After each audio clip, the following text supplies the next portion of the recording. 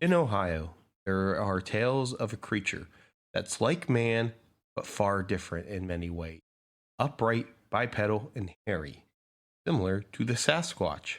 But here it is called the Ohio Grassman. Do they exist down in Ohio? Are they making nests out in the wilderness? Are they hunting, looking for something to eat that could be your dog or a deer? Join us today as we delve into the Ohio Grassman.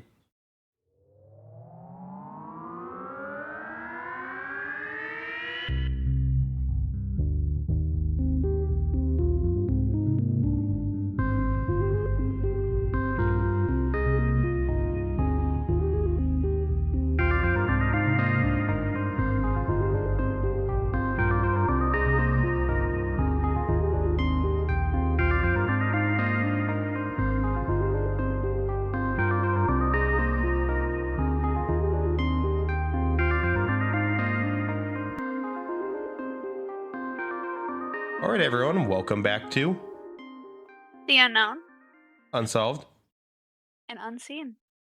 Triple U. Woohoo! Welcome back to Um, episode 80, everyone. We got a special guest today. Hi. Kelsey's back because I think we mentioned episode 78.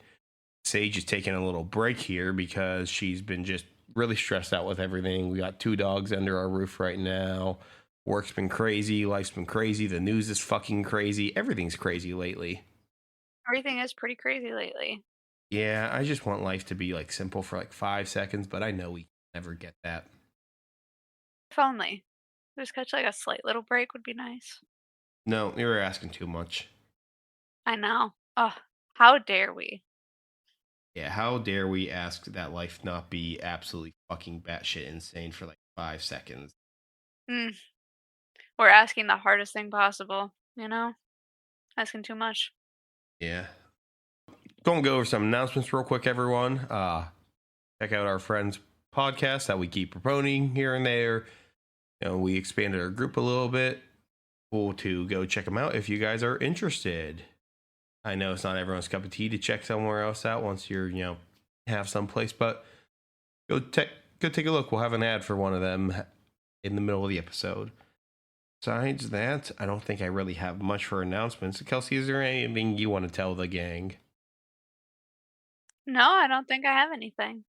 All right. Well, I think I'm going to roll into what we're talking about today. Today, we're going to be heading to a truly cursed land, a place many fear, and a place I dread when I think of it. Ohio. And that is a The word certified Ohio moment. I gotta say, that place, something else. I was in Ohio last week. It was Ohio is terrifying. a very interesting land. It's also, I think, is a knockoff version of Pennsylvania. See, by Honestly, me, that's pretty fitting. by me, there are some towns and cities called Lancaster, Harrisburg, and Mechanicsburg. And in Ohio, I passed all 3 of them in there. And even crazier, we have Philadelphia. They thought they could triple it and do Triadelphia. What? They have Triadelphia there, which I assume is just 3 Philadelphias put together is the idea. It must be. Crazy. Did you know? And you saying Lancaster, Pennsylvania reminds me. There is an Amish reality TV show based out of Lancaster, PA. We're talking Amish Mafia. No, it's like where regular Americans join the Amish. Oh my god, somebody was talking about that. Is this also like a dating thing too? No. Somebody at work But a was bunch of talking about like this recently. It's like some of the stuff. There's a dating the one one apparently. girl who I don't doubt it. The one girl who like joins the Amish was an OnlyFans girl before and like doesn't understand why they don't like her. What the Yeah. It's an interesting show. I forgot the name of it. That's I'll have to ask at work. Yeah, it's I'll look it Because up when we get off of this. where I work, a lot of people actually live in Lancaster. Now, Interesting. have you ever looked on a map of where I live? Because I've told you before, I haven't mentioned it too much on the podcast, but I'm only a 30-minute drive from Lancaster. A lot of people who work at my job are from there. That makes sense. So, I'm in the heart of the Amish area of this Yeah. country. They do exist in other areas of the country, but this is the heart of it. We have an Amish outlet right down the road from us. Holy moly, the It's Amish called outlet? the Amish outlet, Is that full of where you Amish plug goods. in your Amish people to recharge them? Yep, precisely. You plug them in there, and then they start building some things. All right, all right. I think it's time to get back to the Ohio Grassman. Well, Kelsey, have you Yeah. ever heard of the Ohio Grassman? I was doing some research into the different types of Bigfoots, and I saw the Ohio Grassman. I like its name. Do you know where that came from? Ah, fuck. I thought I saw somewhere on here, but it's not very conclusive on where from what I kept finding. Did you see it somewhere? No. Okay.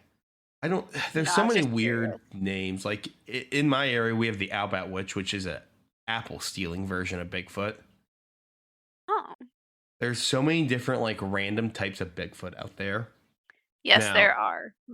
I still have yet to do a Sasquatch episode, though. I want to do that later this year, but I also want to see this new documentary that came out. I don't know if you've seen the hubbub about this new Sasquatch documentary coming out. No, I didn't know Have, there was one coming out. have you ever heard the Patterson Gimlin film? No. That's the film where the Bigfoot walks out in the open across like that clearing and Oh. like looks at them. Mhm. Now, I've heard of that. you've probably seen it here and there because it's like the famous Bigfoot footage. Yeah, I Well, most it's likely have. always been debatable on if it's a hoax or not. In this documentary, they did. So Patterson has passed away, but he continued to his death saying it was real. One guy came out and said he was the one in the costume, and Gimlin is still alive. Well, Gimlin was interviewed, and I guess in it he admitted to it being a hoax, but his wife stepped in and made him recant that. Oh. And they haven't released the documentary yet. They're going to do it at some of these independent film festivals, but because of pirating concerns, because a lot of people want this, they've delayed it. And I'm waiting to see who picks it up because I will pay to see that. It's interesting that, like, he admitted it's a hoax for his wife Yeah. to be like, "No, you gotta take that back. It's Well, not a hoax." I was curious on some of this stuff, but yeah, I got to do the Sasquatch episode later this year. I want that information before I like make an episode, and that's probably going to be a two-parter type of episode. Yeah, that makes sense, and it'll be good to watch the documentary first, that way you at least, like, have a little more background Yeah, knowledge. have them like if I say like, well, it might be real, and then like talk about the footage because you can't make a Sasquatch episode without talking about the quintessential Bigfoot footage that exists out there. Yeah, That's like you just can't escape that. That's being disingenuous if has you to be a just skip part of over it. the biggest piece of evidence that's ever been found. Yeah. But besides that, we've covered the Honey Island Swamp Monster, the Yeti, the Orang Pendek, and now we touch the blighted land that is Ohio, the Skibbity Riz Phantom Tax, Ohio. 6-7. Oh my God, I don't know why I should make me think of when I was at the dog park yesterday. There was kids there, and there's not allowed kids at the dog park, so that's irresponsible. One of them had a shirt that had a 6 and a 7 on it, and it said 6-7 underneath. 6, 7. I don't understand any of that. I don't It either. it made me realize how old I really am. It's just, it's so stupid. However, the 6-7 joke came out like late last year, and now this is the first time we have a chance for the day, June 7th this year. So a lot of minor league baseball teams are doing 6-7 celebrations. It's It's I don't befitting. know. Yeah, I do like theme night type of things that sports teams do. Like the minor leagues do that are goofy as fuck. One team in Danville, PA is doing a what's it called? They're doing a Remember 2016 night because it's been 10 years and doing a Harambe remembrance. That's good. And the I first like 500 that. fans get a Harambe bobblehead. That is actually amazing. It's 2 hours away, and I don't know if I could get there in time because they've been like doing some pretty good social media where it's getting a lot of traction. Yeah. You just gotta show up, like, several hours early and stand I in know. line. We tried to get freaking Snuggies from the Reading Royals hockey game, and we got there like 35 minutes early, and we did not get Snuggies. That was a disappointment. How many Snuggies were they giving out? 1,500. Oh, and there were 7,000 fans in attendance. They sold out that game. probably for the Snuggies. I think it was. That's a way to get people to go to games. They want, like, that rare merch. Look, I like going to giveaway games. I Mhm. think we have one bobblehead giveaway we've gotten. I have a Joel Blomquist from the Wilkes-Barre Scranton Penguins bobblehead. The only giveaway I successfully made was the Rochester Red Wings baseball out here. They were giving away free, like, tacos from Taco Bell to the first Nice. however many people. Nice. Oh, that game though we dig over the Snuggies. Sage did get one of the T-shirts from a T-shirt cannon or like T-shirt tosses, Oh, here you go. and Nice. kind of good and all, except for the fact that like what all the T-shirt is. It's just a gray T-shirt with a tow truck company's logo on the back. Oh, Yeah, so it's not related to, it's a like, nice the sleep game at shirt. all. Yeah, it's a nice sleep shirt. Yeah, I gotta say. sounds like the perfect sleep shirt. I mean, we have so much free shit from like games like that, and I love that type of stuff. I gotta go up Honestly, to that's the best stuff. I gotta go to Rochester at some point so we can go see the Rochester Americans in their arena. We want to I go to like every AHL, NHL arena over time. I went to a Rochester Americans game this year. My company was giving out free tickets, and we went. It was so much fun. Hockey's really fun. It is a lot of fun. I've only been to 2 hockey games, Sabres and the Americans, and I don't really know what's going on, but I like watching them fight. When did you go to a Sabres game? 2021? So you've been to an NHL game before me because we went to our first one last week at Columbus, Ohio. Oh, Unfortunately, I maybe thought we you've should been to also a lot of them. start getting into this soon. Yeah. So yeah. So now let's get back to Ohio's local bipedal hairy hominid. Kelsey, are you ready to hear about a grass man that has a serious stank, but not that grass stank that all the cool kids have? Mm, that stank? That I'm stank ready. stank. I got my, air freshener. Let's dive in. All right. The best place to start for the subject is to discuss where we're heading first. We're going to be covering the state of Ohio, known for its college football, mediocre hockey, protecting chicken wing sellers, and shitpost meme status. Protecting chicken wing sellers. Yes, this is actually something I have a serious concern with the state of Ohio. They ruled it is legal. Their Supreme Court, the Ohio Supreme Court, ruled that it is legal that bones can be present in boneless chicken wings, which somebody Hmm. took to court over that, which you think would sound goofy at first, except for the fact that the guy was eating boneless wings, thinking there'd be no bones in it, till one of the there was a bone and it scratched up his esophagus, and he had to go to the ER. That's why you eat boneless wings. For But them to he be ate, yep, boneless. but he ate boneless and it had a bone, and that's what happened to him. It's awful. And so he sued, and they spent a lot of money on this, also to portray him like an idiot in public for being upset that he had found a bone in his wing, not the fact that he went to the ER because of it. And they won. Ohio is very business friendly. Ohio is honestly the worst. Yeah, that's just that's my 2 cents on the Ohio Republican Party. There, they will protect a business over your right to live. I know it sounds like a lot of things nowadays. Yeah, I'm careful of where I live, and I research that stuff, unfortunately. Yeah, then it's smart to research that stuff. Yeah. Back to the actual state of Ohio. Ohio Yeah. has a diverse ecosystem. Forested areas, grasslands, rivers such as the Ohio River and Lake Erie up north. There's plenty of wilderness still in the state for wildlife to be found, and maybe, just maybe, also a bipedal hairy hominid.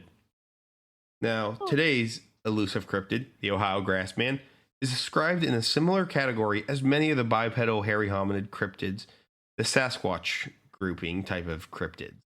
I've mentioned before, I don't know, Kelsey, if you've ever listened to one of these episodes. I know you've not been on one of them, but I like to group my hominid cryptids in 2 categories.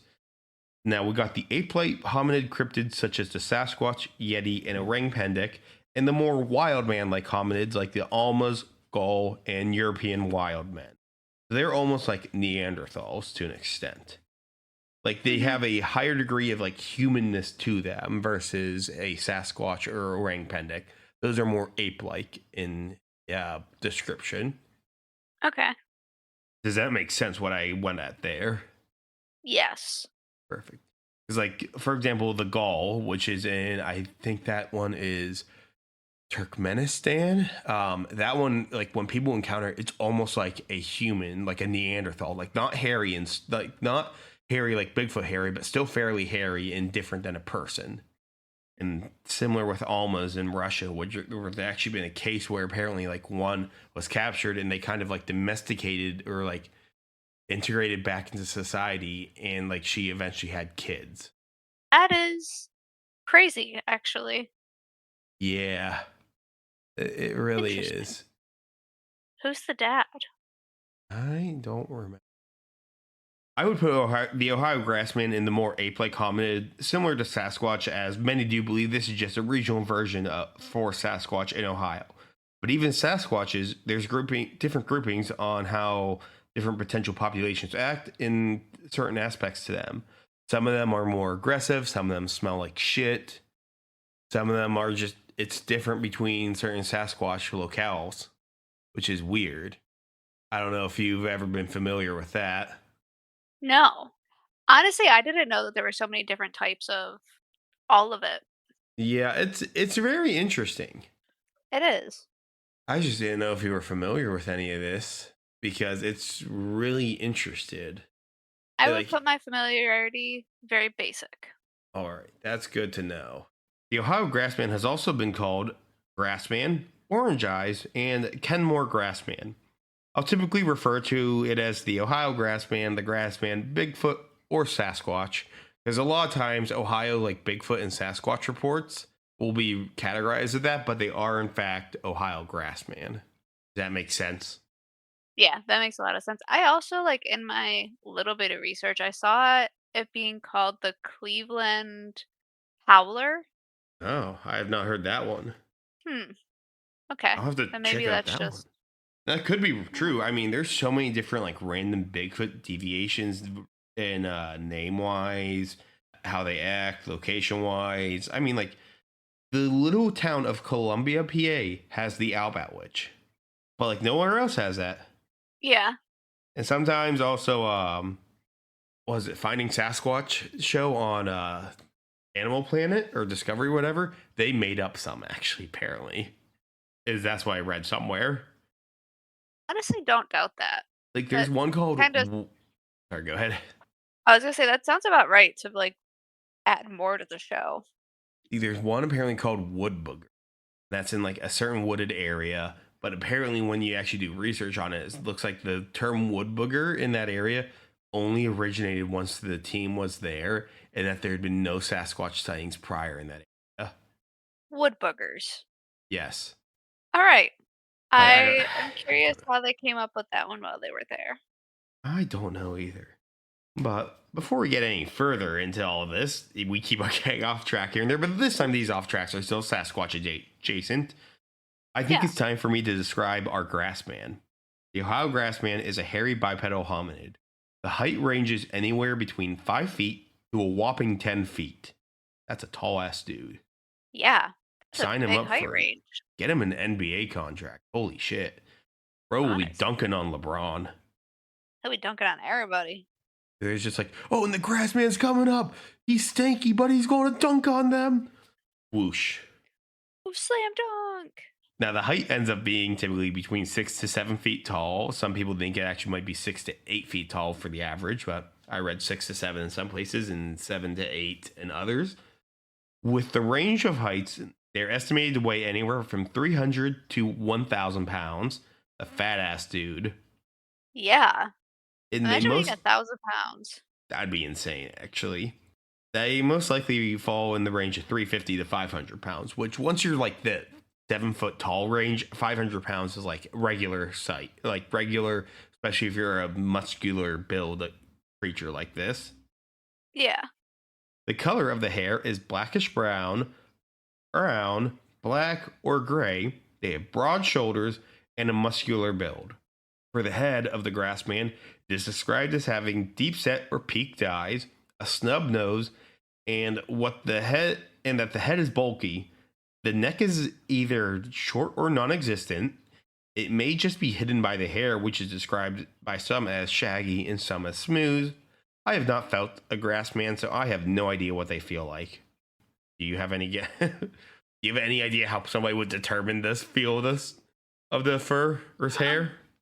I don't know without touching him, but if I hear he's smelly, that makes me think he's dirty, and it's probably like a shaggier feel. I think would be more matted because there is one sighting where it's described as a Yeah. matted creature. Yeah, I could see that too. Now, the face is described as something being more gorilla like or more human like, depending on the person. And that's where we get into a whole entire ape like versus human like type of cryptids. But ape like or, sorry, gorilla like or human like are the two descriptions for the head. If it's more snub nose and like the deep set eyes, I would think it would be more like gorilla if people are seeing that more often. Yeah, that's what I would think. Those descriptions go further along the lines Yeah. of gorilla. Now, one thing that they mentioned that kind of messes with figuring out the description is it sounds like the hair on the Ohio Grassman covers the face many times. And if it's covering the face, you can't easily tell what it looks like. Now, for a lot of other like Sasquatch cryptids, sometimes there is hair in the face. Sometimes the face is like hairless. Like a gorilla right now does not have hair like along its face, like its cheeks and stuff. But apparently, Sasquatch and Bigfoot like type creatures are sometimes reported as having hair there instead. Is it like hair or like a beard type of No, deal? it's more like hair, like even on like the cheeks, the forehead, like Huh. everywhere. Okay. With that being said, there's also some other aspects here. Their eyes are described as red or orange and sometimes luminous, which usually is actually just a reflection from like a light somewhere. But some people are so dead set in saying that it's actually glow, the eyes glow in the dark, and not that's a reflection from the light.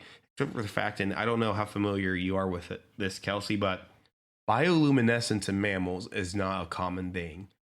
Let alone there is no mammal that has bioluminescence in the eyes. Yeah, I don't think I've heard of bioluminescence in mammals before. You know what? You want to hear an example of a bioluminescence in the animals? Well, in mammals, Yeah. the platypus. Only They under have a bioluminescence? only if you put it under a UV light. Oh, You have to put it under a I like UV that. light, and then they glow under a UV light. That's their bioluminescence. But that's almost any mammal with bioluminescence is only under very specific conditions like that. Yeah, Bioluminescence not like just like this regular light. has not naturally occurred in mammals to our knowledge yet. Do they think it could be like a lab experiment gone wrong? I don't think we're at that. I think that's too far fetched science fiction personally, but I could be wrong. Yeah. I just think like it's just reflection of light from something you have, but people think it's actually glowing. Which I mean, have you ever seen how deer's eyes like kind of glow with the reflection of the light? Yeah. And like raccoons. Yep, that. But some people claim that that's their eyes glowing. No, it's just a reflection. Exactly. I think that's what people are seeing here and reporting as bioluminescence. Okay. That Now, seems the most plausible. yep. Now, also on the hair part that I mentioned earlier, the palms of the hands are described as not being covered in hair, and I'm assuming that extends to the soles of the feet, as a lot of Bigfoot like like tracks that are found don't have hair on the feet, like underneath. So I'm assuming it extends to there where we don't have hair there. That makes sense if they don't have it on the palms of their hands. Yeah. Now, the Ohio Grassman shares a trait with another group of Sasquatch like creatures. It reeks and is said to have a strong odor like rot, and that it can actually linger for multiple days after it's left the area. Now, Sasquatch is normally said to not smell great, but certain ones are said to smell even worse. The biggest example is the skunk ape of Florida. The Ohio Grassman is probably the next most notable stinky ass fucking Bigfoot who needs to get a shower and touch grass. It sounds like it, especially if that sun's sticking around for days. Yeah, I know. I can't imagine being that stinky. I'd I hate if couldn't I was imagine that that. fucking stinky. My coworkers would hate me. My wife would leave me. You know, the wife would leave, take the kids if I was that stinky. God, Yeah. that's probably why the Ohio Grassman is such an aggressive type of Bigfoot too. I mean, if you just learned how to shower, it Yeah, I know. It's just wouldn't shower, be an bro. issue. Just jump in the lake real quick. Yeah, come on. Get some shampoo. Steal some shampoo from somebody. I bet they can't stop you. They'll see a big ass Ohio Grassman. He'll steal the shampoo and he can clean himself up. Look like a Yeah. nice Or man. use like rub up on a pine tree or something. Or Yeah, do they not have that in Ohio? Do they only no, have they have corn? those. They have pine trees. Those happen a lot more up north, which is actually fun fact. Tree like ever like what's it called what's the family of pine trees called? Oh, I, coniferous? Coniferous, yes. They actually in our last Bigfoot chasing episode they came up solely because Sumatra, in which is home to potentially the orang pendek, is the most southern place that coniferous trees naturally occur, and Huh. it's like right along the equator. That's the most southern place that they naturally occur. Yeah. Fun, it's just a random fun fact. They don't. They don't. I think naturally occur anywhere south of there. Yeah. That is really interesting. I like that. Yeah, because if you haven't listened to the orang pendek one, is a lot of just ecology talk, really. Because the orang pendek is on the more believable type of cryptids, and so I go into a lot of the ecology of the area and the animal itself type of deal. Mhm. Now, with all that being said, the Ohio Grassman is a very notable example where people believe that there are subspecies of the Sasquatch group, such as the Albat Witch variants, the Skunk Ape, the Ohio Grassman variants. Like they're all like a lot of the different populations of Bigfoot represent subspecies. Some people, I can see where they're coming from for some of these. Yeah, I can see that too. It does seem like there's just a lot of different subspecies. Yeah. For the footprints of the Ohio Grassman, it gets very interesting. There's an odd variety to the type of footprints left by the Grassman. They range anywhere from 10 to 20 inches long. Some are your typical Sasquatch tracks. Some have claws, pigeon toes or flat feet, and even some with three toes. Pigeon toes. I get this like purely like flat feet because it's pigeon toes or flat feet. I never heard Okay. it described as pigeon toes except for when I read up on this. I was picturing bird feet. That's why I was at first, and then next thing, the next one's three toes, which is more bird feet like. Yeah. Oh, it's like if the foot's curved a little bit. Did you just look it up? Yeah. Okay, so that's one descriptions. Now for the behavior of the Ohio Grassman, there's a lot reported. They are said to bark, growl, howl, and has an unusually heavy breath to those sounds as well. Oh, I see you sent an example of pigeon toes. Yep. Oh, so that's pigeon toes. Interesting. Yeah. Atlas, let's please calm down. Sorry, guys, if he might caught some of his barking there. He sees someone outside, and Marley has been teaching him to bark at people outside. You can't let anybody go by. Gotta He used to protect. be very good at just not doing that, and then Marley's kind of encouraged him to do that. Yeah, Marley's taught him the ways. Yeah, not the good ways, in my opinion. The ways of the voice in his head. The ways of just being annoying. Yes. Oh, okay, so that's a good example. I did not realize that. I would have never. Yeah, I guessed didn't that. either. So it makes these howls, barks with an unusually heavy breath. Some report things sounding like the cry of a baby or a scream of a woman, which have you ever heard what animals actually sound like that? Yeah, like foxes sound like And that, right? mountain lions too. Yep, good. You actually know Mhm. already. You're ahead of it. Mountain lions screeching sounds so much like a screaming woman and can carry Yes. farther. Foxes don't carry as far, but still can carry a decent distance and be mistaken. The fox is harder to find than actually. No, mountain lion and fox are both like pretty equally extremely hard to find if they're making those noises. Yeah. Both animals that rely entirely on stealth. So Impressive. that's what I think people are hearing. I think there's too many people who are completely unfamiliar with what those animals sound like and just assume when they hear that sound that it's one of those things. It's a I was Ohio a Grassman, kid. actually. Yeah, when I was a kid, we had like a fox that would scream in our backyard. And I You get it. genuinely thought there was like a girl in the field behind us just getting murdered or something. Exactly. And there's But it too was a many people. fox. Exactly. There's too many people who hear that and then take that literally like, oh, there's a woman dying back there. Yeah, Or they there's don't a actually monster like back there. learn what it is. Yep. And perfect example, Kelsey. Good shit. Thank you. This is a hard hitting journalism I bring on friends for. Actually, That's no, what we're like here seriously, for. that's perfect because too many people can't relate to that or don't understand it. That's fair. I mean, growing up, like, where I did, I heard a lot of weird sounds. I heard a lot of weird sounds in those fields and woods. That's just the type of shit that is natural, but people will attribute it to the most unnatural thing. Yep. Oh, the imagination. Yep. The Ohio Grassman is said to be very aggressive, which isn't the case for all Sasquatch like creatures. Really depends on area and I guess subspecies for some people on if they're aggressive or not. It is strong enough to throw heavy rocks and is said to be incredibly strong actually for its size. Now, if you're ever wondering of a potential aggressive, I almost said aggressive Sasquatch encounter, look up the Battle of Ape Canyon. Have you Okay. ever heard of that? No. Just Google it sometime after this and just take a look at what that was because that's the like quintessential aggressive Sasquatch encounter. Yeah, I'll have And to look that up. I think I keep saying excessive because when we see the dogs and they get excited, we go, "You're so excited." They're sleepy right now, so they are by no means excited right now. That's good though. Gives you a little break.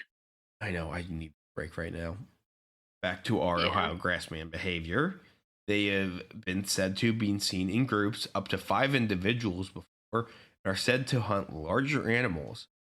There is a claim of them killing dogs, and they apparently hunt and kill deer as well. Some deer have been reported to have had just their livers taken, and there's a claim that once a stash of deer parts were found in a cave, and they associated with the Ohio Grassman.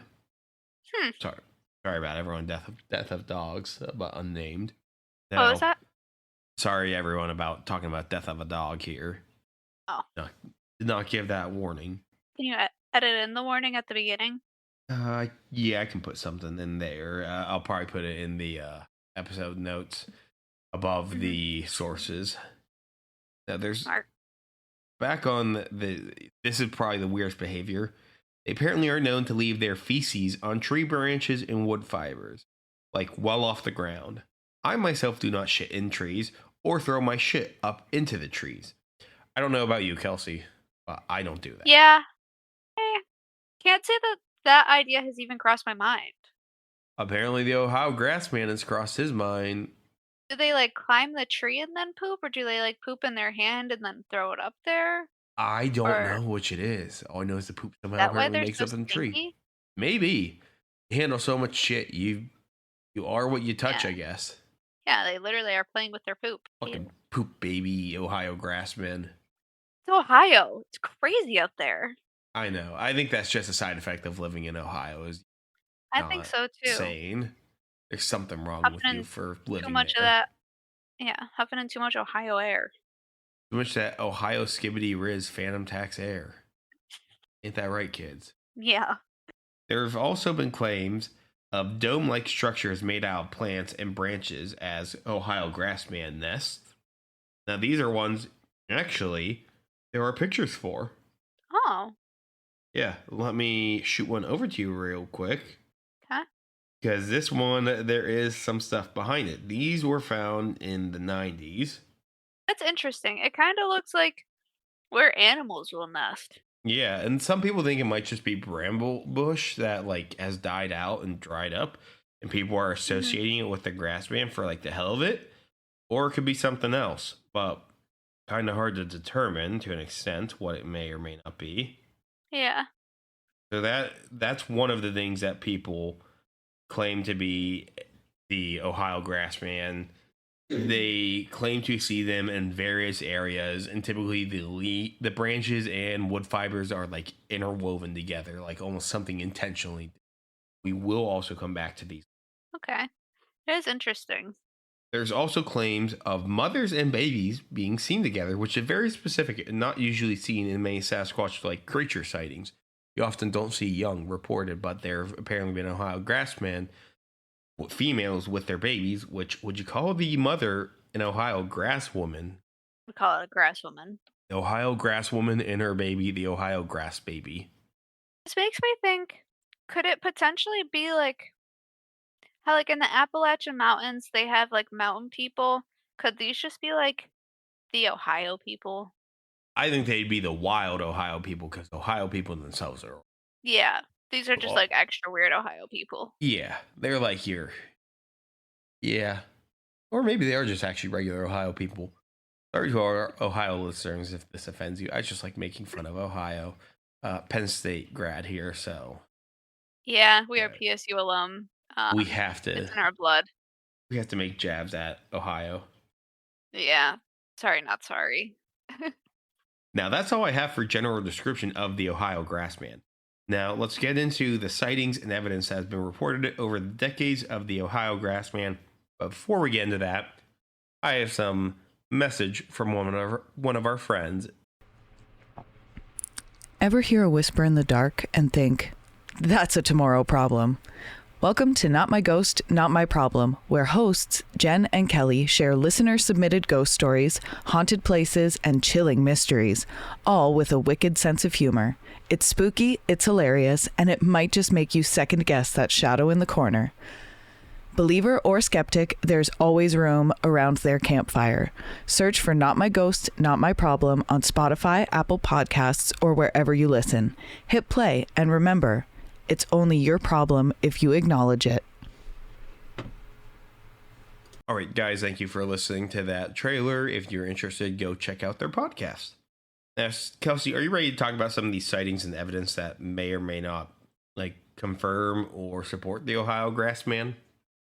I would love to hear this evidence and sightings. Very For- curious. For a lot of my evidence and sightings, we've gotten them from the MonsterQuest show. Have you ever heard of MonsterQuest? Yes. Oh, you actually have? Yeah. Damn, I was about prepared to explain that to you, but to all I other think my dad listeners, used to watch it. my dad got me on it. It was a 2000s cryptozoology show on the History Channel. This might have helped with the History Channel's descent into being ancient aliens, Pawn Stars, and low-key Hitler glazing. Hitler glazing? What does that mean? Well, have you ever heard when you glaze somebody up, like you kind of like make them look better? Or like kind of like, I guess that's like a new term. I don't know. I thought it would be a hip term to use, and also I didn't know how else to put it, but like they have so many shows and like things, and it's not as much now, but that was so dedicated to just like talking about like the psychology of Hitler's generals, like things Hitler did and whatnot. And it's like bad guy, but you're kind of trying to like show him as more impressive than what people think he is. Yeah, that's really weird. We should not be doing that. I mean, we already have people who worship him in our country. Don't give them TV shows to like hype that up. But like early 2000s and maybe like 2010s too, History Channel definitely has a lot of Hitler dedicated programming. Interesting. Yeah. I think that would lead to them becoming only ancient aliens. Yeah, even he's mentioned it, I think, in Ancient Aliens too. Oh, just kidding. So I miss those How It's Made shows they used to have. I know that was like better shit, or like actually stuff about history. Mm-hmm. But no, we've moved on from that to go to like the crazy fucking side of history. Well, at least it's educating people about it, unlike the schools now. Let's go to the possibly first sighting of the Ohio Grassman back in 1869 in Gallia County of Ohio, or Gallia, I don't know how you pronounce it. During a January day, a man and his daughter were on a walk, or they were on a carriage. I've seen both described, don't know which is the truth, but they were described as what they described as a wild man attacked them. He was covered in hair and bipedal and big. The daughter was able to get a rock and throw it at the creature, and it backed off and fled, and they were able to get away from that. It appears that in decades following, sightings of hairy wild men would appear in papers from time to time, but I only saw brief snippets of them without any dates on the MonsterQuest episode. We start all the way back in 1869. A long time ago. I know. That's really long ago. I mean, you don't often get like Bigfoot things back then, but also it was more seen as just a wild man there. Yeah. Now, this in 1978 is the next sighting we have that was notable. This is probably the most notable one, and that really built on the Grassman beliefs. And I think Grassman started really came from this. We head over to Minerva, Ohio, where Evelyn and Hal Clayton lived there. And on an August day in their house, their grandchildren and their friends ran in from outside and were screaming and crying. They said they saw a large hairy monster at the nearby gravel pit outside. So Evelyn and Hal, being the responsible adults, went to the gravel pit to go see what they were screaming and crying about, to hopefully dispel the tales of a monster. But they weren't able to. They saw the creature, covered in dark hair, and it was matted, and was crouched down in the gravel pit. It seemed to be fiddling with some of the random discarded trash that was there, and when they saw it, they fled right after that and ran right back home. And this was not the end of their sightings. This was only the first of many. They estimated it to be 300 pounds, and it seemed to be like an 8-man type creature. Now, they would see it multiple times after this. One time they saw it peering into their kitchen window at night, and Hal would try and get his gun, but before he could even get back with the gun, the creature had left. The area So it followed them home? Well, I don't think the gravel pit was too far from home, but ever since they saw it that first time, it became aware of them. Okay. This even got the police to start investigating the area, but could not find any evidence whatsoever besides faint footprints that were in the mud and the terrible smell that lingered in the air. That's where we get some of the stuff like that about the terrible smell. Now, the Claytons would also see it atop a hill near a nearby strip mine one night. And then after that, they even started to see it more in broad daylight, where they saw 2 of them on the same hill. So there were multiple in the area. Huh. And after they made these reports, the Claytons started trying to piece things together, and they realized that right before they had found they'd seen the first one in the gravel pit. Trigger warning here for anyone: there will be discussion of death of a dog. Their German Shepherd was found dead with its neck broken, and they assumed it was by the hairy creature, which would later be known as the Ohio Grassman. Follow-up question. Yes. Why would the Grassman have only snapped its neck and not eaten the dog? Maybe it doesn't want to eat the dogs, so they're probably omnivorous if this is a real creature. And so if the dog was threatening it, barking at it, it would see it as a threat. And even if it doesn't want to eat it or anything, it still wants to eliminate the threat. Okay. A lot of people don't realize this in nature, but herbivorous animals and omnivorous animals a lot of time kill other animals in self-defense or in territorial defense and don't eat the animal whatsoever. And even some carnivores do this too, where they'll kill animals and leave them there if it's just out of defense of an area. Doesn't always have to be for food. Okay. Makes sense. I didn't think about that side. So the Minerva sightings drew out a lot of people, and a lot of people came there asking about the sightings and kept pestering the family, but they were never able to figure out what it was.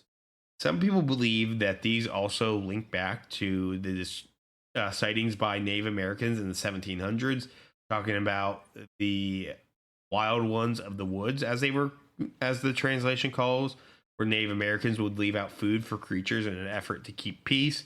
However, many Native Americans have mentioned that those were just boogeyman tales to scare kids, but some have taken them very literally.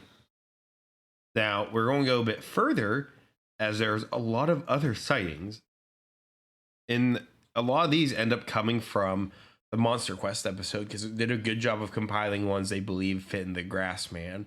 Because there's a lot of Bigfoot sightings in Ohio, a lot of them negligible to remember, and this was just a really good way to keep a lot of them together, was the MonsterQuest episode.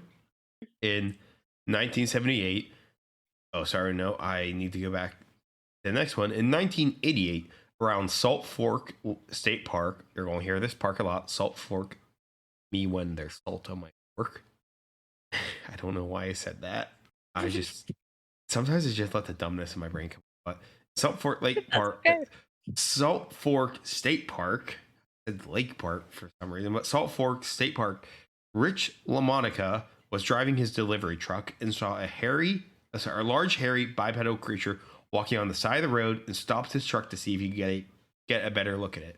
Once he got out, he couldn't find it again, but it stood out originally due to it standing out against the snow and lack of leaves because it's dead, like it's dead branches and stuff at the time, or like leafless trees. So a creature like that has not much to hide behind, and with the snow, it's going to stand out even more. He believes what he saw was a Bigfoot. Sorry, what'd you say before I cut you off? Oh, I said especially with it like being dark. Well, this one was during the day. I should have. Oh yeah, the creature being The creature. Yeah, I guess so. That's always going to stand. But yeah, he believes it was a Bigfoot. In February of 1992, Don Keating, a Bigfoot researcher who will come up multiple more times in the episode, got a tip of some sightings around Coshocton, Ohio. This sighting is one I get from MonsterQuest episode, and they horribly butchered the name of the town. Coshocton is spelled Coshocton. They spelled it Kershocton, Kershoktin. So it's pronounced Coshocton, and they spelled it curse. I don't know. It complicated my searching for sources. It did come across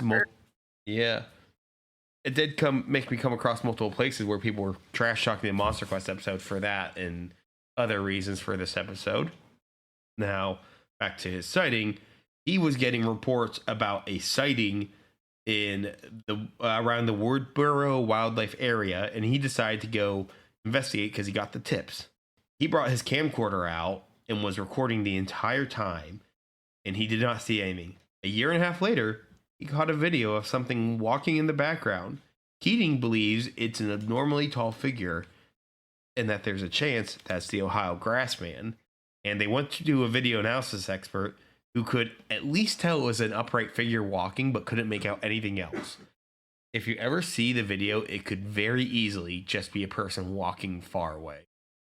Because he's in like a park area where people like to hike. So it really easily could have been that. Sounds likely. Now we moved in February 1995. Jody Cook, he is another Bigfoot researcher who I think worked with Don Keating a bit back then. I don't know if he still does research. I know Don Keating does. They're investigating around Akron, Ohio.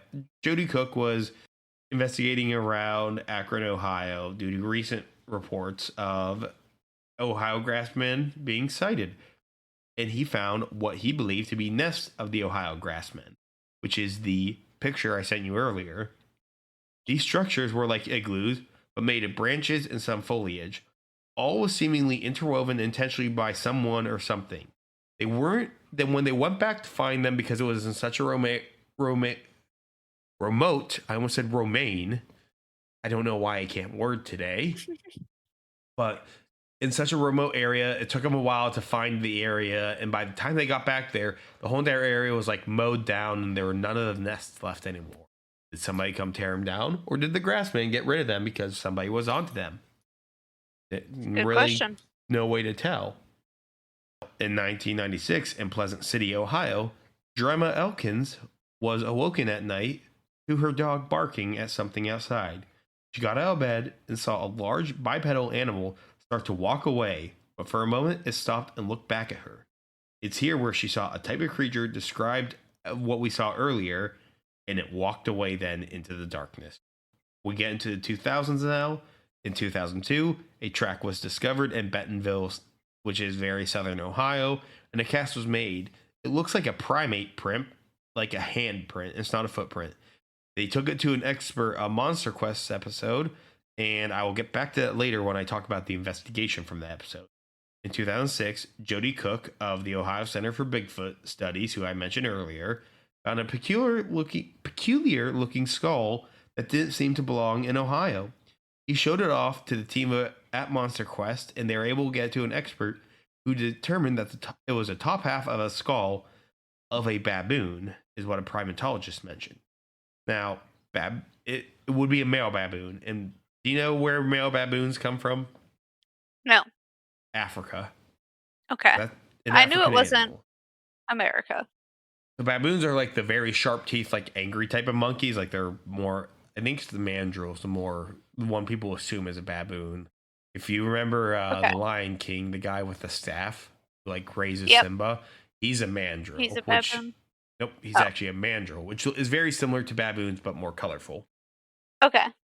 I got But you. they're very, I think they're very closely related. But the primatologist believes also that it came from Africa, as the baboon is very, very far off from the descriptions of the Ohio Grassman, because that's a more ape-like creature being described, and a baboon is more monkey. Well, it is a monkey, and a baboon is significantly smaller, so they are definitely not to the level of a Ohio Grassman. It would also fall into some other type of cryptids in North America, but like not an Ohio Grassman. And there's some belief that might have been one from a circus that escaped, because baboons were very regular in circuses for some time, or it could just be somebody planted it there, or somebody was using one to study, because baboon and primate skulls are very good for studying on various things, and maybe it just got lost out there. That's Like that those are all skull. valid Yeah. options. Still in 2006, at the end of the year on December 30th, there was a sighting by a couple in Salt Fork State Park, Harry and Treba John. They were around a fire on a cold night, and they'd been out there for a while and decided maybe it's time to pack up. So they were starting to take stuff to their car and let the fire die out. While the fire was dying down and they were waiting for it, they saw a large bipedal creature watching them from the edge of the fire, like edge of the light. It was just far enough away that you couldn't see the details of the face, but you could still see like the body shape of the creature as a large bipedal creature. That's not creepy. Yeah, not creepy any way, shape, or form. That thing's just like No. off in distance, watching them.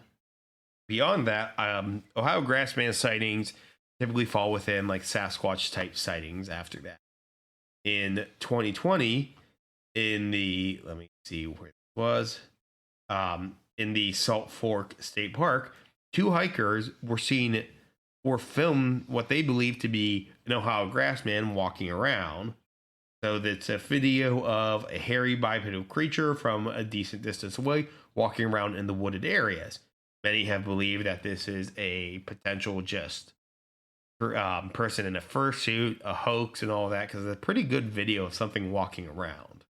I will try and get this video out to Instagram to give you an idea. There's also in 2018 another clip of a creature as well there. I couldn't find a good video of that one, because there weren't many articles linked to it, but there are more articles linked to 2021. But these are all within the Salt Fork State Park area. And then in 2024, the wood knocks were heard and branches were being thrown in the southeast of Canton, Ohio, near a strip mine pond. And then in 2025, a trucker on Route 7 spotted a Sasquatch on railroad tracks 10 miles north of Steubenville. And then, I don't know, did you hear about the 2026 Ohio Bigfoot sightings recently, Kelsey? No, I didn't. I didn't know there were any this year. So there's actually, there was a lot of news about this actually recently. In March of 2026, there were apparently 6 to 8 highly credible accounts in Portage and Trumbull counties within a few days of seeing an 8 to 10 foot tall dark figures near Mantua and Newton Township in Ohio. So the majority of them occurred between March 6th and March 10th. A lot of people were talking about these. I only saw these recently, so it would perfect timing for this, because I wanted to do the Grassman before this. But yeah, just recently that a bunch of sightings were happening. I didn't take too much look into some of these because of a lot of these are coming, like I just kept on finding websites that were paywalled, and I didn't feel like. Yeah. I know it did. I can't say it blame you. In the BFRO, which is a Bigfoot research organization, their website's a bit clunky, but there were even tracks found in Ashland County, Ohio, on March 15th. That's very recent to now. Yeah, that's a month ago. Yeah. Actually, yeah, just a little under a month ago, but there were multiple sightings last month. Throughout Ohio, there's like A lot of stuff hasn't been reported to the BFRO. There's some stuff since the 90s that haven't been reported, early 2000s, 2010s, and some just as recent as last year or, as you heard earlier, last month. But Ohio has seen a decent amount of Bigfoot exposure over time, especially recently. I wonder why the uptick recently. I don't know. Maybe But it's it does real. seem like, Maybe it's someone doing a hoax. yeah, it does seem like from the timeline that you're giving that it comes in waves. Yeah, and there's also a decent chance there's people seeing things who don't report things. Yeah, Or, that's also very likely. yeah. Now, there have been multiple investigations into the Ohio Grassman. There's been Mountain Monsters has done an investigation, which is kind of like just reality show where guys go out with guns trying to hunt the creatures, just start shooting wildly and be like, "Oh my god, it's coming right at us!" I don't know if you've ever heard of Mountain Monsters. No, that Some one people I have defend not. it. I think it's the fakest shit. It's just like goofy reality TV. It's reality TV, so it probably is fake. But some people defend it heavily. Interesting. Yeah, I don't fucking know. But in season 2 of episode 4 of MonsterQuest, they covered an investigation of the Ohio Grassman. Now, Jody Cook and Don Keating, the two guys we mentioned earlier, they were both responsible for it. They focused their search in an area of eastern Ohio, in an area they coined the Sasquatch Triangle, which now the third mysterious triangle on this episode. We have had the Bridgewater Triangle, the Alaskan Triangle, and now the Sasquatch Triangle, and we still have not even covered the Bermuda Triangle. In every triangle but the Bermuda. Exactly. Just gotta work your way up to it. I like going for some of the obscure things here and there, but that doesn't always help us grow the podcast, so we definitely need to cover Bermuda at some point. Some point, work up to it. Yeah. So, it's just Sasquatch Triangle. I don't even know at this point, but this is an area with dozens of sightings. The nest and the baboon skull were also found in this area too, along with the dozens of sightings. They did their investigation in Salt Fork State Park, which, as you heard earlier, that's where that video I mentioned in 2020 was in 2018, and where multiple of those sightings were as well. So Salt Fork State Park is supposed to be a Sasquatch like hub, or Ohio Grassman hub. Now, this is I wonder why there. I don't know. Maybe they just like put salt on their fork. They must. They must be very salty creatures. I mean, if I was that stinky, I'd be that salty. Bro can't even get a Tinder date, Preserve 'em. probably. Oh, absolutely not. Bro, The date salty sees self you. preserve. That smell and everything. Yep. Now, this is going to sound heavily dated to what I mentioned here. This investigation was done like 2000, I think early 2008 or as late 2007. Okay. They were using a remote controlled helicopter with a thermal camera at the time, used apparently mostly by military and law enforcement. This was a huge deal. This is well before drones became such a common occurrence in everything from day-to-day life to warfare. It was crazy watching something this old because they could only keep it in the air for a little bit of time to preserve the battery. They couldn't do it in rain because the camera couldn't be protected. It's crazy. Compared to the drones we see now, yeah, this is crazy how limited this technology was just 20 years ago. It's crazy to see like how much technology has changed and how you could easily send a drone out and get an entire thermal image of the area. Yeah. Well, in the freaking hockey game I watched yesterday, they had a drone flying around looking at everybody. It's crazy. And to just have that so easily available is crazy. Yeah. And I'm sure like for them to get this little helicopter with the It was like a huge deal. camera on This it is like was state-of-the-art technology. This is beyond anything we've ever seen. I'm like, yeah, I'm sure it was hundreds of dollars to get it too, if not thousands. and the fact that they're like, this is for military and law enforcement use regularly, not for the regular people. I'm like, oh, nowadays any fucking schmuck with like $2,000 can get a pretty high-tech drone. Yep. And if MonsterQuest was made today, they're doing a revamp of MonsterQuest apparently right now, but they're using a lot of just AI for it. And I'm like, so you're doing nothing, just doing AI videos of sightings. I love the corny CGI they used to do on these. It meant like somebody was putting effort behind it and really like trying to get the details. Now they have fucking reptilian looking Mothman in it instead of like what people are actually seeing. The creatures they're using for their sightings don't look what people are reporting. That's one thing I that's hate just that. been pissing me off is like I don't like the AI stuff because it's using an obscene amount of electricity. Penrith Asylum, which we covered before as a haunted location, is under threat of being torn down right now because they want to put a data center there instead. I hate that. These data centers are awful. The res back home, they're putting a data center right on the edge of it, Some and it's states gonna are, use up all the resources from the res. yep, it's using all the water resources. It's driving up electric bills. West Virginia, I think it has an average 72% increase in utility cost for average everyday people because the data center is moving in instead. Because the Yeah, cost it's is awful. offloaded onto the people. And PA has a Yeah, because 'cause huge they're not paying increase. for it.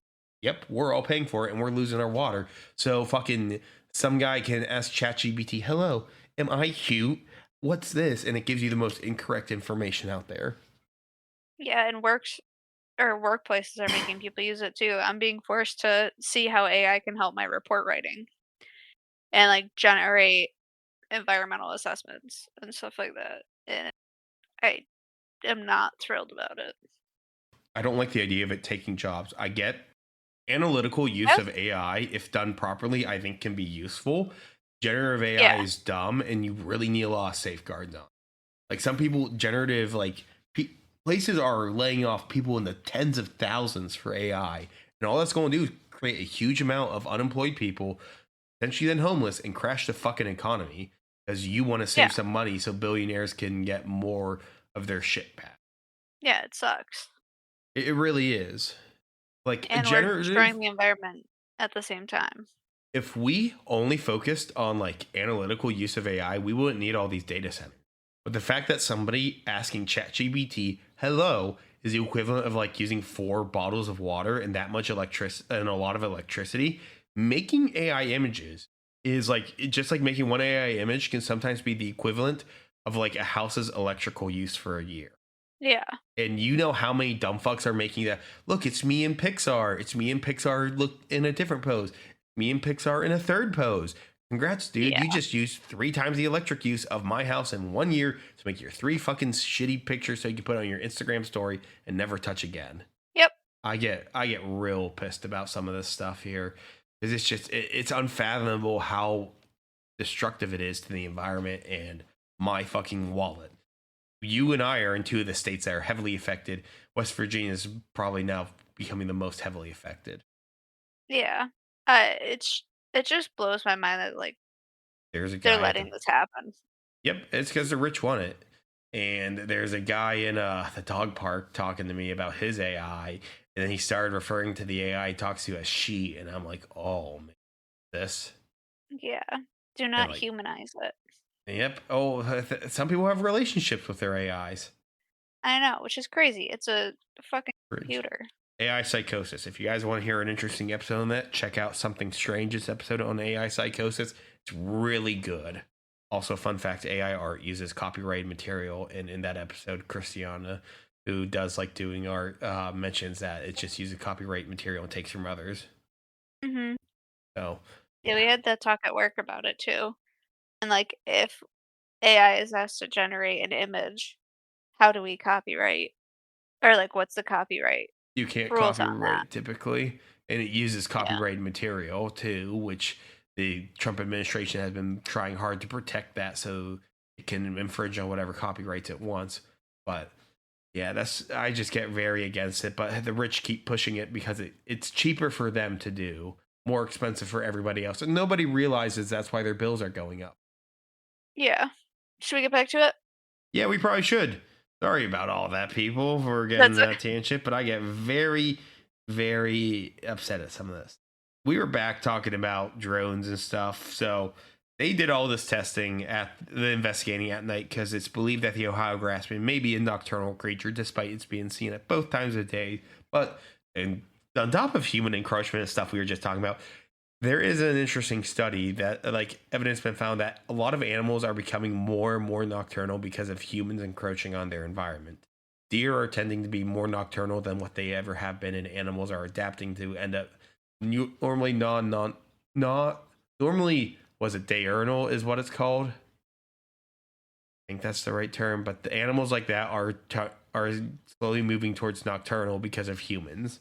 So just a little tangent again on humans destroying everything, but they used a thermal camera on this drone to look through Salt Fork State Park, and they did actually capture one thing on the thermal. However, because of how older this drone technology is and how the thermal worked, it was like the red, like orange, yellow type of thermal, not the black and white thermal, which is the most efficient type of thermal, but that's more recent type of stuff that you can get more high tech of. But they could see something on the ground, but couldn't determine what it was. What could it be? It could be a deer, a raccoon, a bobcat, a random person in a state park. Believable. Or maybe the Grassman. They did eventually go another nighttime at this and did not find anything on that trip with the drone. So what do you think they did, Kelsey, when they determined they saw something there in that area and went to go investigate the next day? What would your course of action be? So go and investigate it the next day? Yep. Were they investigating during daylight or at Yeah, nighttime they went again? to go check the area in the daytime. I would look for like footprints.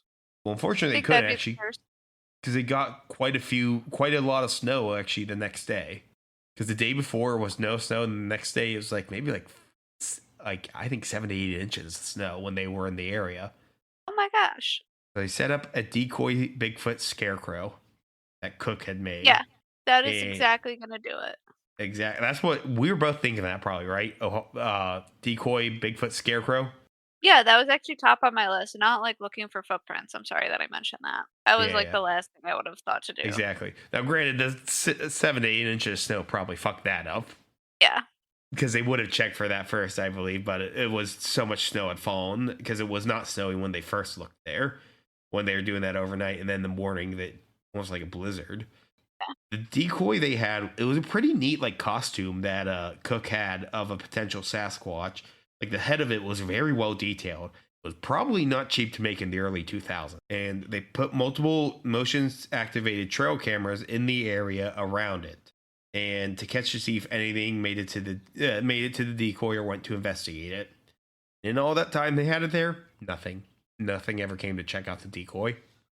Did they expect the decoy to like lure in the Grassman?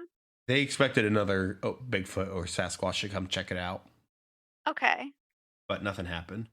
Now, the following night, they did the classic wood knocking experiment where if you know anything about how Bigfoot are supposed to act, they are supposed to use wood knocking and howling to communicate to each other.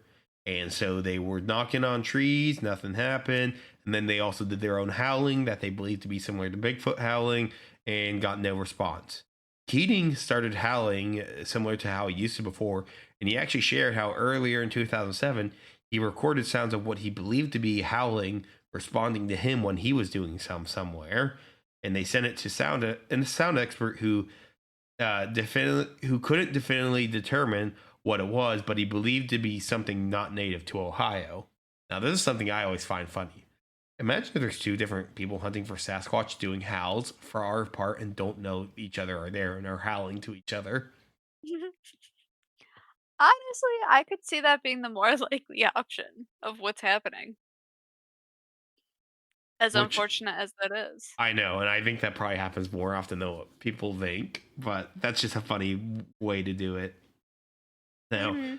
let's circle back around to that track I mentioned was found in Bentonville in southern Ohio.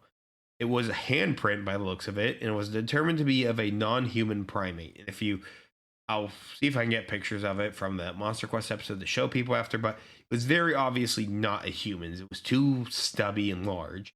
The expert was using the best technology at the time, and it seemed to be closer to that of a gorilla because they have stubbier and like fatter fingers than us. They said it definitely came from a living animal and that it wasn't some type of like hoax like a fake hand or something, but it was from an actual animal. Now, granted, it could be from like a gorilla from Africa that somebody made a cast and somebody remade another cast of it. That could easily be the case, but the palm was more consistent with a gorilla as it was more stubby, as I mentioned, compared to something like a chimpanzee, which is longer and skinnier. They couldn't determine definitively what it was, though, but he did say it came from a living animal and that it could be a gorilla's. It was also only like partial to print, like if you like look at your hand right now, the palm I don't think was part of it, but it was like the finger, like your 4 regular fingers, like from the to like the knuckle point of it's like say you'd be like grabbing something, but only like at your knuckles, Okay. almost like you're grabbing like you're like climbing something and you grab somewhere that was muddy, and so the top part got your knuckles and like the top of your finger is what it was, Okay. but they could not determine what it was. Now, if you recall the structure, actually, before I go to the next thing, um, yeah, that's the right next part. So, if you recall the structures I mentioned earlier, they had Jody Cook and others try to remake the structures, and they claimed that they had claimed seeing in 1995. Cook struggled significantly, and after an hour, he had minimal progress. He determined there's no way it could have been from children making this, because they thought it could be a child's fort. He said it had to be something intentional and complex. They then went to a zookeeper named Liz Cuthbert at a zoo in Ohio, who I guess specialized in primates. I couldn't really determine that part on based on what they said in the episode, but she said that she couldn't determine what made the nest. They also didn't mention why they chose her, as I just said. She talked about how the orangutans and gorillas do make nests out of leaves and like branches, but nothing to that scale, as we saw in the video, or complexity in those pictures. Mm-hmm. Now, and they also mentioned that foxes and coyotes would never make those. No fucking shit, Sherlock. But Yeah. I'm glad they spent time in the episode to say that foxes and coyotes didn't make it. It is good that they added that little snippet in so that people didn't assume. I know. I mean, look, at first when I saw that thing that I sent you a picture, I thought foxes made those. With how big it was, it makes me think that it was just like people creating a stick pile in their yard. Yeah. And it could be like how bramble bush is in that area. Whenever it like dies and like the leaves fall off in the winter, some people think it could be that. Mm-hmm. So that really concludes the MonsterQuest investigation. Nothing much was found. When it comes to all of what we're looking at here, that's all the evidence and investigation and descriptions I have. I'm going to go over a possible like few explanations for what we could have here, all right? Okay. Misidentification from bears is always a case of a bear walking and somebody misidentifying it, which a lot of people could easily do, whether you're like very familiar or not out of the realm of possibility to do.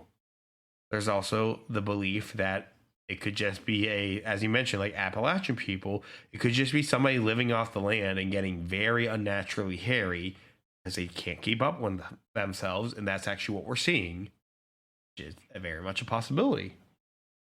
We also could have a hoax on our hand here where it's just people reporting stuff or misidentifying stuff, and some people just faking this. Like that 2020 video, I do think is a hoax. I'll have to send you a link to that, Kelsey, so you can look at it, but I am thinking that it is a hoax. Please send that to me. I'm curious to see that. I will. There's also, I just like putting this every time, the Slothfoot conspiracy that Bigfoot is actually giant ground sloths that are still alive. I like that conspiracy. There's also Barefoot conspiracy theory, where it's actually giant short-faced bears that are still around that are being reported for Bigfoot. Okay. I don't know why I know these very niche theories, but I do. And then because this is your expertise. Yeah, that's what you do. This is my tism. Your flavor. Yeah. And then lastly, the other thing could be it's actually a unknown primate, whether it's Gigantopithecus or some divergent like Neanderthal human-like thing or gorilla divergent animal that evolved in North America. It could be that, but those are like the explanation that people typically can say. Or the more crazy people say it's a dog man, actually, like these dog people. I hate entertaining that one. That's an interesting one.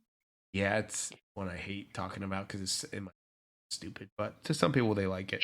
Yeah, those are the possible explanations. Where do you lean on this, Kelsey? I have a few. It's also more your whole entire like Bigfoot belief too, because this is just mostly Bigfoot Sasquatch too. Yeah. I feel like there's definitely like Bigfoot out there. But my thoughts, so these sightings either happen in Salt Fork or near strip mines. Or Could various. they? There's some in random places in Ohio too, but apparently Salt Fork has a lot of the concentration in the Sasquatch Okay. Triangle. It seemed like they're near the strip mines from what we discussed today. Yep. Could they be like creatures that live in the mines or I just like don't. in the woods and the more people are exploring them, they're coming out? That could be. That And it's is just like a possibility. That's a better one than what I would have actually like thought of myself. That's really good. and it's It just like could a species of creature that we haven't seen much of in identified this yet. little population. Yeah, it could be. I mean, we found hidden population of the gorillas in like the last like 20 years that boosted their population. Now that we found them, and same with orangutans. Yeah. Sorry, orangutans, not orangutans. Oh, I don't know that. You say orangutan, Yeah. just rolls off the tongue better, but it's orangutan. It rolls off the tongue so nice. Orangutan. Yeah, like if you type on your phone right now, it'll correct it to orangutan. Huh.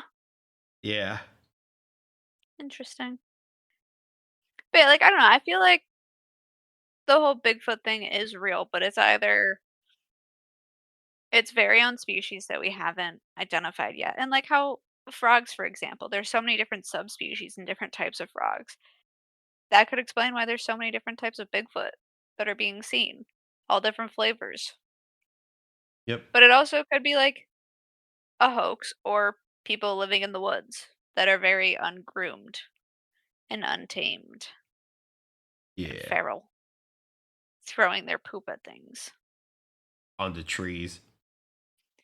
Yeah. Fucking It's a way to mark their territory or hide their scent, which you're really not hiding your scent because you just smell like poop. weird. So Yeah. I'm going to say my thing that some people might feel iffy on. I'm 50-50 on Bigfoot. With the new Patterson Gimlin information coming out, that really hurts the belief of Bigfoots. I haven't seen anything, but there are other things that I think are credible to the belief that there might be something out there. I believe if there is a Sasquatch Bigfoot-like creature, it would be in the Pacific Northwest, not necessarily off in the East Coast or Eastern United States, as that's been populated for a time, and I think we would have found it by now. But there is a chance. I lean on the more side that there might not be an Ohio Grassman, and it might just be people out in the wild being seen, like people who are unhoused and or lived in the wilderness for generations. Hmm. That's what I put my belief on. I feel like that's the most plausible and believable belief out there. That covers our beliefs on this. I'm going to go over real quick some pop culture on this. There isn't too much. More the fact that MonsterQuest and what was the other place? MonsterQuest and Mountain Monsters have both covered this. The trying to think of what the Monsters and Mysteries in America has covered this, and then the other I think really interesting thing is, Kelsey, are you like keep up with any like minor league sports? I'm not talking like MLB and stuff. No. So like when we go to like NHL, MLB, NFL type of stuff, teams don't really do too many special things, I gotta say. When you go to minor leagues, once you go AHL, ECHL, MILB and stuff, like you have teams that do goofy things here and there. The Pensacola team for minor league baseball, they're having a 6-7 brain rot night, which I think's funny. Or you have the Wilkes-Barre Scranton Penguins who did a Carbondale UFO event, which I thought was really cool, a UFO themed night. And then you have the Mahoning Valley Scrapers, which is a Ohio-based baseball team.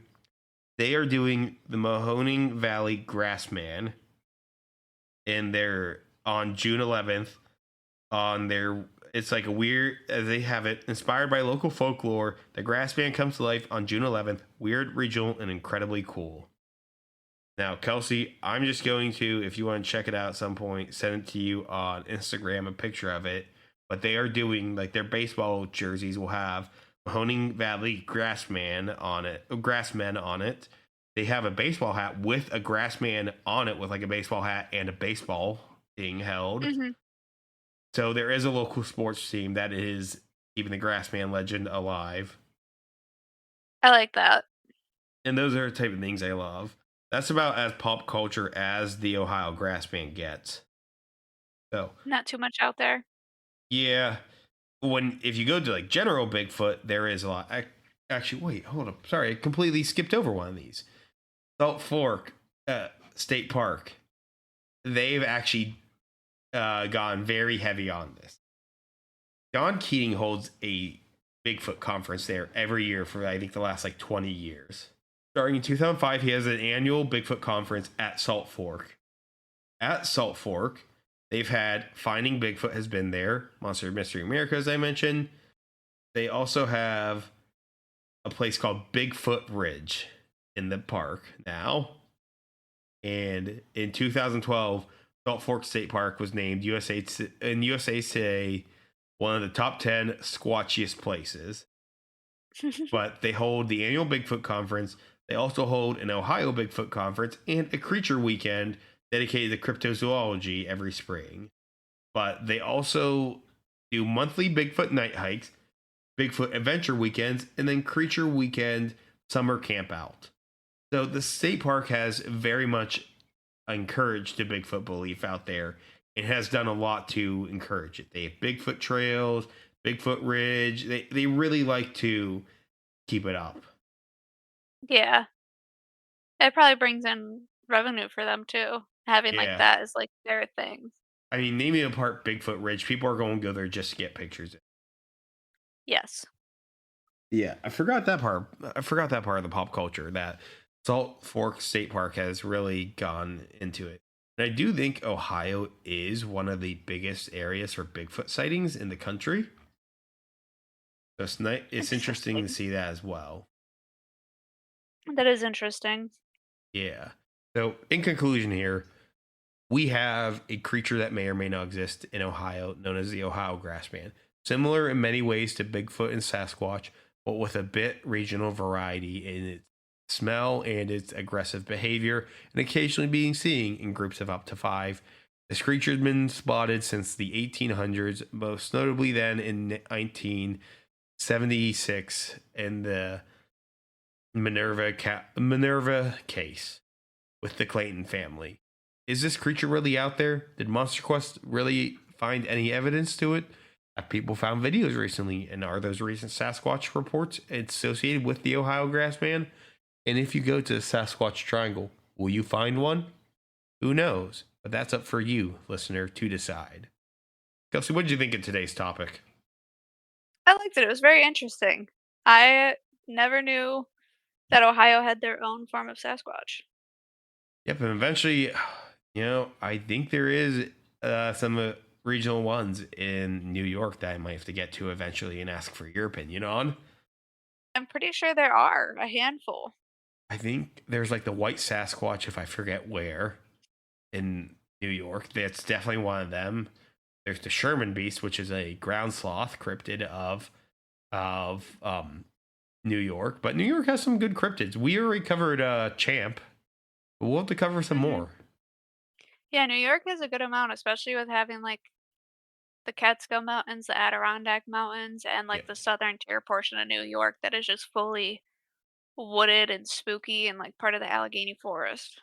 Yeah, we'll have to get into that at some point. But on a scale of 1 to 10 pooping trees, what do you rate the Ohio Grassman? 10 being very believable, 1 being not very believable.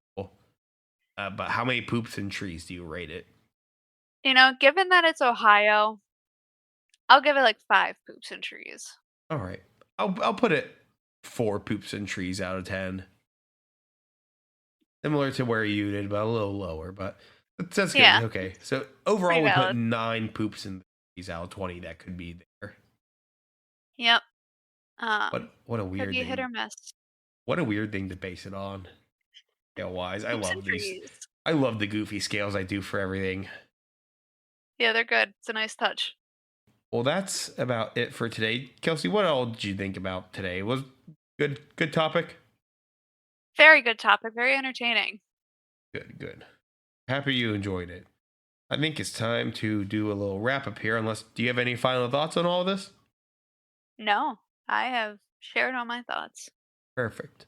Well, if you guys are liking what we're listening to this, if you like listening to this, go give us a like, comment, follow, review, subscribe, rate, whatever platform you're on. Every little bit helps us. It always boosts us up in the algorithm.